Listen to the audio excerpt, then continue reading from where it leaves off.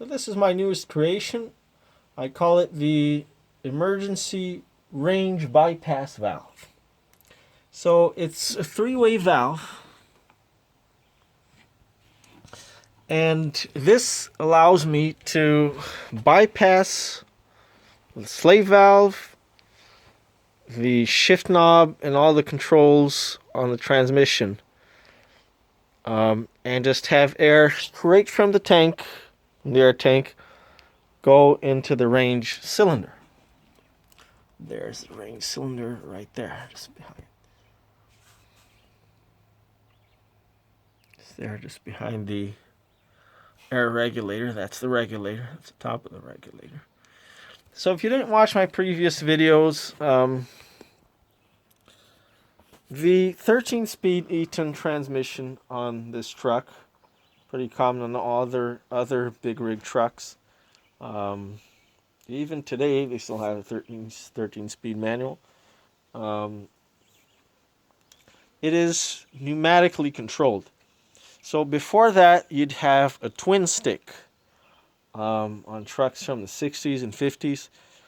And you'd see, like an old Mac, there's a video of a guy, and sometimes you have to, when you have to change both sticks, you have to put your hand into the steering wheel and use one hand to shift one of the sticks and the other hand to shift the other stick. Probably not fun doing that in a curve. Actually, maybe you wouldn't have to do that. But it was mechanically done, which has the advantage of reliability. To make things easier but less reliable, they came out with a pneumatically shifted transmission. So instead of you having to use your arm inside the steering wheel, you can just use one hand to push a button. So you can do the range shift, use your arm, normal shift like you would in a car, and then you just use your hand or your finger to tap the other button, which is all nice and convenient, except the system is less reliable that way because you have tiny little valves. You've got seals and tiny little pipes, and if the air pressure isn't right, or if the seals are worn out, or if there's junk and garbage end up inside the line, then you'll have problems. So it's more convenient, like it's almost like a video game. You're pressing and moving, the transmission with your finger or your hand, just one hand, but it's less reliable. And what ended up happening is, the way this works is that air regulator, it lowers the pressure to half. So the truck operates at 120 psi. The air tanks are filled to 120 psi, 110, 100, 120 psi. And that regulator, it does two things. It filters the air, and it also lowers that pressure to 60 psi. So I talked about that in the other video. And what ended up happening is I had one of the fittings on the air brake unit in the back broke off. Probably, it's hard to know why that happened. I've never actually heard or seen of that happening. But anyways, what that caused is, when I stepped on the brakes, I'd lose a whole bunch of air. And that in turn would cause the truck to operate at a lower pressure, which then caused the range piston for the auxiliary transmission to be stuck in high range. So the manual says if the pressure drops below 90 psi, I think, the transmission won't work properly. 90 psi is not a lot. Like, the truck will still be drivable, the brakes will still be operational, but the transmission will be in danger. So that's pretty bad, and I got stuck in high range, or actually I even got stuck before that in no range. So the truck wouldn't move at all. Whatever gear I put it into, it wouldn't move. So that range piston, what the range piston does is the transmission is separated into two parts. So there's the main transmission and then there's the auxiliary transmission. And what the auxiliary transmission does is it takes whatever speed, whatever gear comes out of the main transmission, and it either adds another higher gear or a lower gear. So you'd have other transmissions with even 3 settings. You'd have a deep reduction setting, which I would really like to get. So that would, again, reduce the gear. You'd have a lot of force for the truck, very slowly, but a lot of force. You'd have normal range, and then you'd have the high range. Over here in this setup, I just have 2 options, which is the low and the high range. And there is a piston, and then there's plus the overdrive. You've got the overdrive and the direct drive, so you also have that. But over here, the main thing that I have is, how do I say that? Anyways, there's the range piston is what actually shifts that gear. So whereas the main transmission, you'd have to do that by hand, in the other side of the transmission, you have an air-operated piston that moves that in and out. So again, if that piston is not getting enough air, then it might get stuck in one range, which is what happened as well, or it might get stuck somewhere in the middle where it's in kind of like a neutral, and then the truck won't move at all. Whatever gear I put it into, it wouldn't move at all. And those things are all controlled by, normally that would all be controlled by the slave valve. So that's the valve that actually opens and closes the pistons. There's 2 pistons, the overdrive, the direct drive. While it's in neutral, so you don't really want to do the shifts. While it's in gear, you only want to do the shifts in neutral. So that valve controls all of that. And then you have the little tiny pipes coming from the actual shift knob on the shifter. And then you have the regulator. And then you have the seals and all that stuff. And then, of course, you've got the air pressure. So, again, if it's not at top pressure, 90 psi, which is almost at the top, it won't operate properly. So by adding that valve that I just added in, that 3-way valve, I basically allow the driver to bypass all that, and you just have air straight from the air tank. So normally the air goes from the air tank to the shifter, then through the slave valve, and then through the little pipes, and then through the seals and all that, through the regulator, and then into the piston. So with this here, I can just have air straight from the tank. So whatever air the truck is getting, if the truck is getting 90 psi, I'm going to have 100% pressure with no seals, no buttons, no kinked pipes, just straight from the air tank to the piston. And at the same time, I think it's really elegant because in one position of the valve, it'll just operate normally. It's as if it wasn't there. And then just by switching that valve, I can just bypass it and have the air pressure going straight to the piston. So let's say if ever one of the seals goes bad, or I get an air leak that allows air to escape and causes the pressure to get too low for the piston or the regulator to operate properly, or if there's a kinked or cut line, I can just come in here and I can just do this. So now air pressure is going straight from the tank. This pipe is coming straight from the tank, from the air tank, and now it's going just straight through to the piston, to the range piston.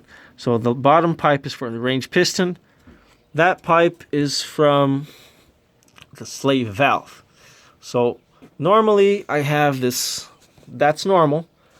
This is emergency. Straight from the air tank. This is bypass.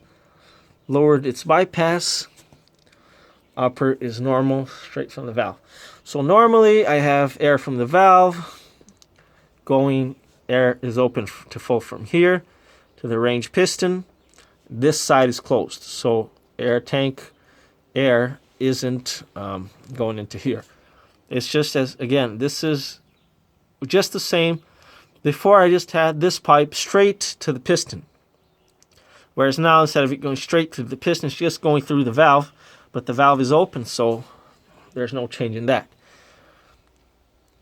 And then if I do this, I now close the air side from the slave valve. So if the slave valve is leaking, or I've got a leak up there, now the air tank is open to go straight into the range piston. So I think this is really important, because getting a truck like this stuck could be at the point, you know, if this truck stops working in the middle of a road, it could be the end of my business. Like, to pay for a tow truck for a truck this size in a relatively remote location where I'm at, if it's loaded, like it was, would certainly cost over $1,000. I've heard it could cost up to $2,500 or $2,500. That's what I heard. I don't want to find out. So basically, the only weakness in this truck that I see, there's just pretty much two weaknesses in a truck like this. One of them isn't too bad, and the other one I just solved. Is the electrical for the ignition switch. And I had that go bad. There was rust in the connector to the ignition switch, so it wouldn't start. Somebody that knows what they're doing, bypassing that or hot wiring the truck isn't too hard. So I got that done. The other weakness is the little shitty plastic valves and seals that go into the pneumatic operation of the transmission. And I just got that solved. You could potentially have two of those valves to actually operate the transmission. Like, always have that inside the cab. So basically right now, with just one valve, I can only engage one side of the piston. So in my case, I want to be able to engage the low range. Again, because if the truck is in low range, it's still drivable, whereas if it's in high range, it's very hard to drive or impossible to drive. I believe in some trucks, it could be the range piston could be by default in low, but it could get stuck in the middle, which is what happened to me. So, but if I had two of those valves, and the same thing for the other side, I could then just shift those two valves together, and you can actually buy, there's cast iron, there's different versions of this three-way valve that I can get, and there's actually one where there's two of them together, which is what I would need to shut off one side of the piston and open the other side. And then when you open one side, you close the other. So basically that would allow us to completely bypass everything and just shift with air straight from the air tank. If that's advisable or not, I'm not 100% sure yet. But it looks like the only problem I had was caused by the broken air brake unit. So even though the system, like I said, has its weaknesses, it's been working for over 40 years now, and the seals and everything are still good. So I don't right now. I don't want to. I don't have the ability to rebuild the whole system the way I want it. Make it more reliable. So we'll just leave that alone for now. This truck is from 1985, and the system still works good. But again, the weakness with it is if the air pressure drops because of something else, there's a leak, broken pipe somewhere, then you're not going to be able to shift. So with this here, I don't really have that problem. I mean, if the pressure gets too low that you can't even drive the truck, well, that's not not really a weakness. That's just something really bad that happened. But this here allows me, like I said, to whatever the truck. If the truck is driving, the transmission is shifting. Whereas if with the other system, you could have a leak that's big enough to cause the transmission not to shift, but small enough to still allow the truck to drive. So that's fixed. But for you to have an idea, like the shifter for the axle, just look at the size of the pipes for the shifter axle.